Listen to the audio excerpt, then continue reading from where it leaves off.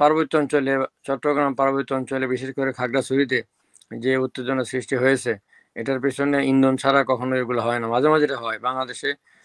এই পার্বত্য চট্টগ্রামের উপজাতিদেরকে প্রায় উস্কে দেওয়া হয় এবং শেষ পর্যন্ত তারা আত্মসমর্পণ করে। সন্টু লারমার নেতৃত্বে পার্বত্য চট্টগ্রামে অশান্তি সৃষ্টি করা হয়, ভারত থেকে মদত দেওয়া হয়। শেখ হাসিনা বর্তমানে ভারতে আছেন, এটা একটা ইস্যু, স্বরাষ্ট্র উপদেষ্টা যথার্থই বলেছেন। এবং এখন দেখা যাচ্ছে যে তারা সেখান থেকে সেনাবাহিনীর ক্যাম্প প্রত্যাহার করতে নিতে বলে। এবং এইগুলো করার আগে কাশ্মীরে ভারত যে সেনাবাহিনী দিয়ে দলন নিপীড়ন নির্যাতন চালাচ্ছে, ভারতের উত্তরপ্রদেশ, মধ্যপ্রদেশে, এলাহাবাদ, লখনৌ, মোরাদাবাদ, দিল্লিতে মুসলমানদের উপরে, আসামে যেভাবে তারা ক্র্যাকডাউন চালাচ্ছে মুসলমান ধর্মাবলম্বীর উপরে, বাংলা ভাষাভাষীদের উপরে, সেখান থেকে বের করে দিচ্ছে, সেই তুলনায় বাংলাদেশে তেমন কিছু হচ্ছে না। পার্বত্য চট্টগ্রামের উপজাতিদেরকে আমরা সমান নাগরিক অধিকার দিয়ে আমরা সেখানে তাদেরকে পুনর্বাসন, তাদের শিক্ষা দীক্ষা সব কাজে আমরা সহায়তা করছি। এটা ইন্ধন ছাড়া, বিদেশি ইন্ধন ছাড়া এটা হতে পারে না। ধন্যবাদ। এটা কি রাজনীতিতে কোনো প্রভাব পড়বে কিনা আপনার কি মনে হয়, যে আমার সামনে যে নির্বাচন? আমার মনে হয় বাংলাদেশ সশস্ত্র বাহিনী এ ব্যাপারে যথেষ্ট ক্যাপাবল। এটা তারা ট্যাকল করবে এবং তাদেরকে সাহায্য সহযোগিতা করবে। বিচ্ছিন্নতাবাদী বিপদগামী যারা আছে তাদেরকে পথে আনার জন্য সেখানে কাউন্সেলিংও করা হবে এবং এটা সমাধান হয়ে যাবে ইনশাআল্লাহ। আমি দ্বিতীয়ত আপনার কাছে যেটা জানতে চাই যে এই যে ডক্টর ইউনূসের যে সফর, সেই সফরকে কেন্দ্র করে অনেক ধরনের কথা আসছে যে এখানে একটা রাজনৈতিক সমঝোতা হওয়ার কথা আছে। কারণ উনি ৩টি দলকে সাথে নিয়ে গিয়েছেন, যে ৩টি দল আসলে দুটি বড় দল এবং হচ্ছে যে এনসিপি বলা হয় যে কিংস পার্টি, এবং উনি চায় যে এনসিপি কোনোভাবে মানে তাদের শক্তি অর্জন করুক। তো সেই হিসেবে এনসিপি কেও নেওয়া এবং সেখানে এক ধরনের সমঝোতা হতে পারে এরকম একটা আলোচনা শোনা যাচ্ছে। এবং এত মানে ১০৪ জন অনেক বড় বহর কিনা সেটাও আপনার কাছে একটা প্রশ্ন। আপনি কি মনে করেন? ধন্যবাদ। এখানে যা দাঁড়িয়েছে যে এনসিপি কে সরকার সহযোগিতা করছে, এটা তো আমরা দিব্যালোকের মতোই দেখতে পাচ্ছি পরিষ্কার। সেটা হচ্ছে যে এনসিপি কে অনেকে কিংস পার্টিও বলেন এবং ডক্টর ইউনূস প্রধান উপদেষ্টা হিসেবে ইতিমধ্যে কয়েকবার বলেছেন যে এই ছাত্ররা তার নিয়োগকর্তা, এবং তিনি বলেছেন যে তারা মাস্টার মাইন্ড। এবং সেই হিসেবে তারা সরকারি থেকে উপদেষ্টা দুজন আছেন তাদের, এবং তারা দলও গঠন করেছে। সেই হিসেবে তারা সহযোগিতা পাচ্ছে এবং বিভিন্ন জায়গায় সার্কিট হাউসে তারা থাকছে, তারা সরকারি প্রটোকল, পুলিশ প্রটোকল তারা নিচ্ছে। যাই হোক, এর চেয়ে বড় কথা হচ্ছে যে বিএনপি একটা বড় দল এবং বিএনপির সাথে সমান্তরালে দুইজন বিএনপির নমিনি নিলে দুইজন এনসিপিরও নিতে হবে, এবং এটা তো সমান হতে পারে না। আর মার্কা নিয়ে বা প্রতীক নিয়েও সমস্যা হচ্ছে তাদের, যেটা জামাতের লোগো চেঞ্জ করা হয়েছে। এনসিপি শাপলা প্রতীক চাচ্ছে, শাপলা প্রতীক জাতীয় প্রতীক বলে নির্বাচন কমিশন এটাকে নাকচ করেছে। প্রথমে মাহমুদুর রহমান মান্নার নাগরিক ঐক্যকে এটা দেয়নি এই কারণে, সেই একই কারণে তারা এনসিপি কে দিচ্ছেন। এবং সিইসি আবার বলেছেন, এএমএম নাসিরুদ্দিন সম্প্রতি, যে যদি মার্কা দিতে হয় তাহলে নাগরিক ঐক্য আগে চেয়েছে তাদেরকে দিতে হবে, আর এই মার্কাটা যেহেতু জাতীয় প্রতীক সেই জন্য কাউকে দেওয়া হচ্ছে না। বছরে এনসিপির পক্ষ থেকে বলা হয়েছিল যে এই মার্কাটা যেহেতু ধানের শীষ বিএনপি নিয়েছে, দাঁড়িপাল্লা জামাত ইসলামী নিয়েছে, এই মার্কাগুলো জাতীয় প্রতীকের সাথে আছে। সেটা হচ্ছে জাতীয় প্রতীকের সাথে যে আছে সেটা মূল উপজীব্য হিসেবে নয়। আর মূল শাপলা কিন্তু মূল উপজীব্য। শাপলা বাংলাদেশের জাতীয় রাষ্ট্রীয় যত পদক প্রধান আছে এবং সবকিছুর মধ্যে শাপলাকে আমরা ধরে নিয়েছি, এবং রাষ্ট্রের মনোগ্রাম, রাষ্ট্রের গণপ্রজাতন্ত্রী বাংলাদেশ সরকারের লেটার হেড, এইসব কিছুতে আমরা শাপলা ব্যবহার করছি। ফলে শাপলা দেওয়া যাবে না, এমনকি দাঁড়িপাল্লাও যদি না দেওয়া যায় তাহলে জামাত সেটাও মেনে নেবে। যাই হোক, এখন একবারে একটা মার্কার জন্য গো ধরতে হবে এটা তো কোনো দরকার নেই। আর ১০৪ জনের যে ডেলিগেশন নিয়ে ডক্টর ইউনূস গেছেন জাতিসংঘে, নিঃসন্দেহে এটা একটা বড় ডেলিগেশন। নিঃসন্দেহে গতবারের তিনি যে এই একই ইউএনজিএতে, ইউনাইটেড নেশন জেনারেল অ্যাসেম্বলিতে গিয়েছিলেন, সেখানে তার ডেলিগেশনটা ছোট ছিল। প্রেস উইং থেকে ৫ জনকে কেন নেওয়া হলে প্রশ্ন এসছে। এবং এখানে যাদের প্রয়োজন তাদেরকে নিতে হবে। বিএনপি যখন ক্ষমতা ছিল আমরা দেখেছি যে বিএনপি মানে প্রয়োজন ছাড়া কাউকে নিত না। অনেকে মনক্ষুণ্ণ হতেন যে তাদেরকে নেওয়া হচ্ছে না, কিন্তু সরকার মনে করতো যে এতে সরকারের অর্থের অপচয় হবে, এবং ইউনূস সাহেব গতবার এটা মেনে নিয়েছিলেন।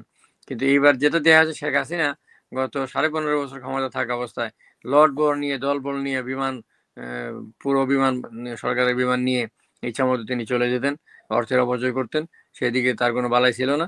তো এইবারের ডক্টর ইউনূসের ইন্টারিম গভর্নমেন্টের প্রধানের এই বিষয়টার সঙ্গে এর সাযুজ্য অনেকে খুঁজে পাচ্ছেন।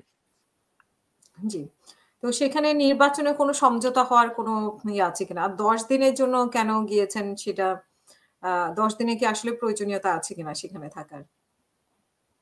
একটা হচ্ছে ১০ দিন, আরেকটা আরেকটা হচ্ছে নেগোসিয়েশন। কোনো সমঝোতা হচ্ছে হ্যাঁ, কিনা? সমঝোতা। সমঝোতার যে বিষয়টা হচ্ছে, আমি মনে করি সমঝোতা তো বাংলাদেশেই হতে পারে।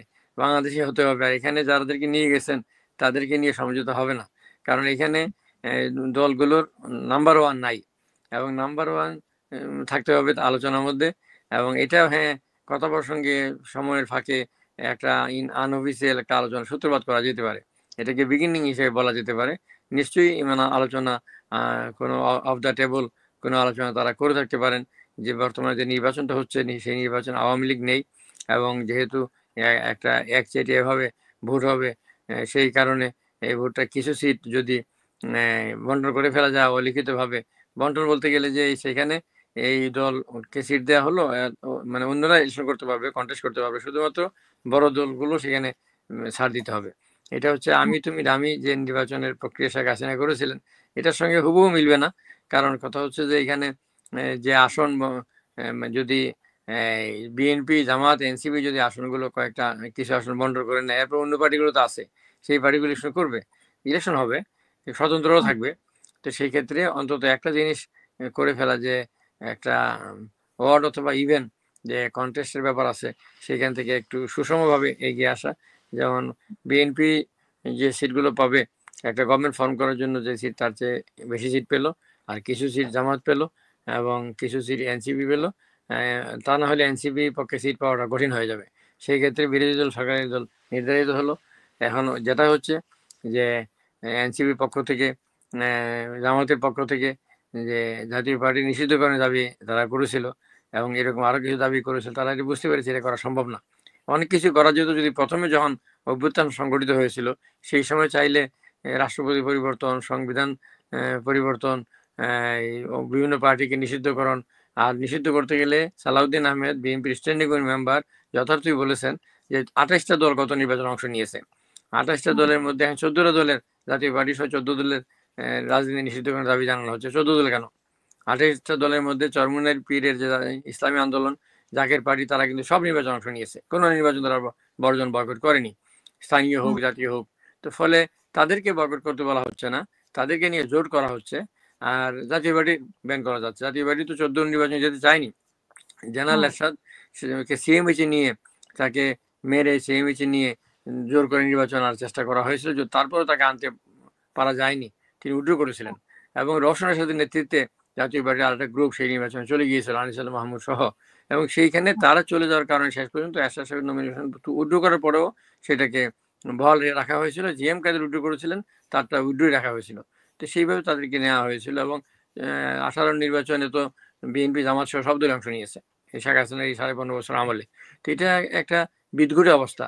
এখন নিষিদ্ধ করতে গেলে বলা হবে সব দলই নির্বাচন অংশ নিয়েছে, স্থানীয় নির্বাচন, জাতীয় নির্বাচন, মেয়র হয়েছে বিরোধী দল থেকে। তো সেই ক্ষেত্রে এটাকে বিএনপি বুঝতে পেরেছে, এবং বিএনপি এই জিনিসটা ডিল করছে খুব সতর্কতার সাথে। আর সব দলকে নিষিদ্ধ করলে নির্বাচন গ্রহণযোগ্য হবে না। আওয়ামী লীগের বিচার হতে পারে, বিচারের মধ্যে ফাঁসি হতে পারে, বিচার হওয়া দরকার, কিন্তু সব দল, সেটা জামাতে ইসলামী, শিবিরকে যখন ছাত্র শিবিরকে বহিষ্কার ব্যান করা হয়েছে তখন আমি বলেছিলাম, এখনো বলছি, সেটা জামাত হোক, শিবির হোক, আওয়ামী লীগ হোক, ছাত্রলীগ হোক, জাতীয় পার্টি হোক, ছাত্র সমাজ হোক, অন্যান্য দল হোক, দল নিষিদ্ধ না করে সেখানে অন্যায়কারী বিচার করা দরকার, এবং তাদেরকে রেখে বিচার করে দেখানো দরকার যে এই দলের অমুক এই অন্যায়গুলো করেছে, সেটা সঠিক হবে। এবং এটাই হচ্ছে ইন্টারন্যাশনাল কমিউনিটির বক্তব্য, এবং ইন্টারন্যাশনাল কমিউনিটির প্রসারও আছে।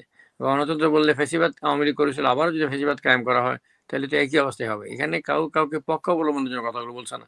কারণ আমাদের দেশে এখন ইরেশনাল হয়ে গেছে সমাজ ব্যবস্থা, সোসাইটি, যে কোনো কিছু বললেই মানে ফ্যাসিবাদের দোষর বলে ফেলা হয় যাই কাউকে। বিষয়টা হচ্ছে আমরা তো আন্দোলন করেছি, এবং শেখ হাসিনার ফ্যাসিস্ট সরকারের বিরুদ্ধে আমরা 15.5 বছর, আমি তো জেনারেল মঈনের সরকারের বিরুদ্ধে সে আরো 2 বছর সহ এই 18 বছর ধরে আন্দোলন করে এই আজকে লন্ডনে আমরা আছি। বিষয়টা হচ্ছে যে এরকম অনেকে আন্দোলন করেছেন, এই টেবিল টক, হাসিনা আক্তার সহ যারা যারা আন্দোলন করেছেন প্রত্যেকেরই অবদান আছে।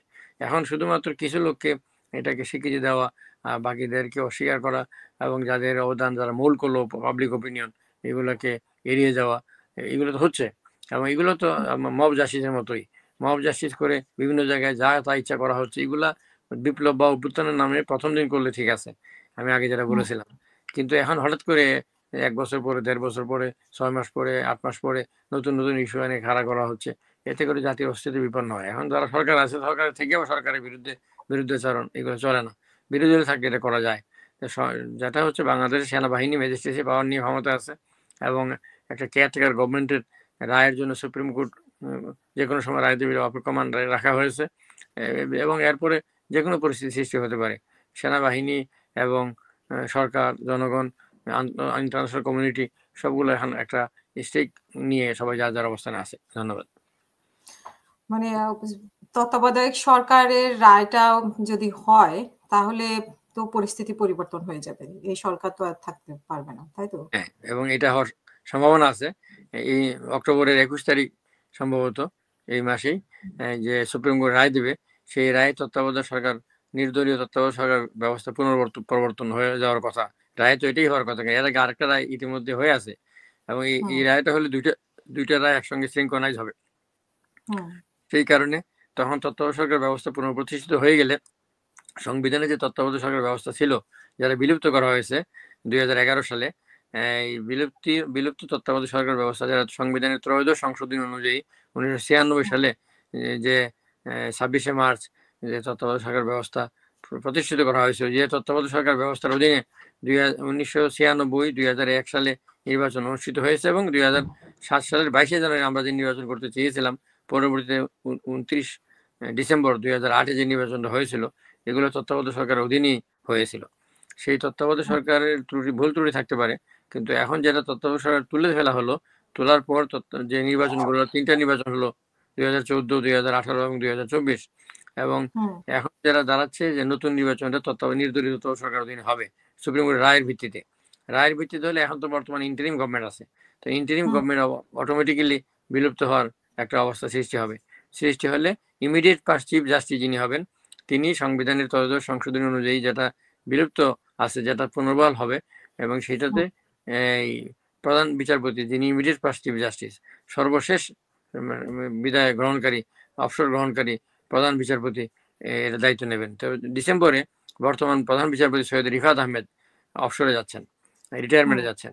তো যদি রায়টা যখন হবে, এবং রায়টা হবে, আপিল হবে, এইগুলো করতে করতে ডিসেম্বর হয়ে যাবে। ডিসেম্বর যখন হবে, ডিসেম্বরে যখন এটার নিষ্পত্তি হবে, পুরোপুরি নিষ্পত্তি হওয়ার পর এটা কার্যকরী হবে। কার্যকরী হওয়ার পরে যখন ইন্টারিম গভর্নমেন্ট যখন বিলুপ্ত হয়ে যাবে, automatically it will be replaced by the neutral caretaker government, এবং অটোমেটিক্যালি জাস্টিস সৈয়দ রিফাত আহমেদ, বর্তমান প্রধান বিচারপতি, তখন তিনি ইমিডিয়েট ফার্স্ট চিফ জাস্টিস হবেন, তিনি এটার দায়িত্ব নেওয়ার অবস্থায় চলে আসবেন। ফলে তিনি এই তত্ত্বাবধায়ক সরকারের প্রধান হয়ে যাবেন। তো তখন প্রধান উপদেষ্টা অন্তর্বর্তীকালীন সরকারের ডক্টর মোহাম্মদ ইউনূস এর সরকার, সেই সরকারের ক্ষমতা ওইখানে চলে যাবে, সেই সরকার অধীনে নির্বাচন হবে। এটা একটা গুরুত্বপূর্ণ বিষয় রয়ে গেছে এখানে। তো এখানে আমরা কয়েকদিন আগে শুনেছি যে সেনাপ্রধান যেরকম প্রধান বিচারপতির কাছে গিয়েছেন, রাষ্ট্রপতির কাছে গিয়েছেন, তো এই ইস্যুটা কি মানে এরকমই ইস্যু ছিল যে মানে প্রধান বিচারপতিকে রাজি করানো, এরকম আমরা শুনেছিলাম আর কি। তো এটার সাথে এটা সম্পর্কিত আছে কিনা? এটার সাথে এটা সম্পর্কিত আছে, কারণ সেনাপ্রধান তো দায়িত্ব নিয়েছেন, যিনি 5ই আগস্ট 2024 বিদায়ী প্রধানমন্ত্রী বা সাবেক প্রধানমন্ত্রী বা পদত্যাগী প্রধানমন্ত্রী বা ফ্যাসিস্ট প্রধানমন্ত্রী শেখ হাসিনার কাছ থেকে ক্ষমতাটা তিনি নিয়েছিলেন।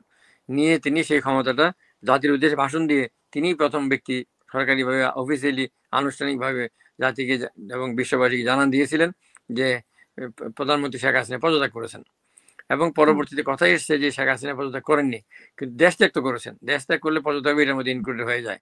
তো সেনাপ্রধান বলেছিলেন আমি কাঁধে দায়িত্ব তুলে নিচ্ছি, এবং তিনি বলেছিলেন যে আমি একটা অন্তর্বর্তীকালীন সরকার গঠন করব, এবং অন্তর্বর্তীকালীন সরকারের অধীনে আগামী জাতীয় সংসদ নির্বাচন হবে, এবং তিনি বলেছিলেন 18 মাসের অথবা ক্লোজ সময়ের মধ্যে, এবং একটু স্পেসিফাই করে বলেছিলেন যে ডিসেম্বরের মধ্যে নির্বাচনটা করার জন্য। যাই হোক, তারপর নির্দলীয় তত্ত্বাবধায়ক সরকার আসলো, অন্তর্বর্তীকালীন সরকার আসলো, এবং ডক্টর ইউনূসের নেতৃত্বে তিনি ফ্রান্স থেকে এসে জয়েন করলেন, এবং তার নেতৃত্বে 3 দিন পরে 8ই আগস্ট 2024 যে নতুন সরকার গঠিত হলো, সেই সরকারের দায়িত্ব দেওয়া হলো। সরকার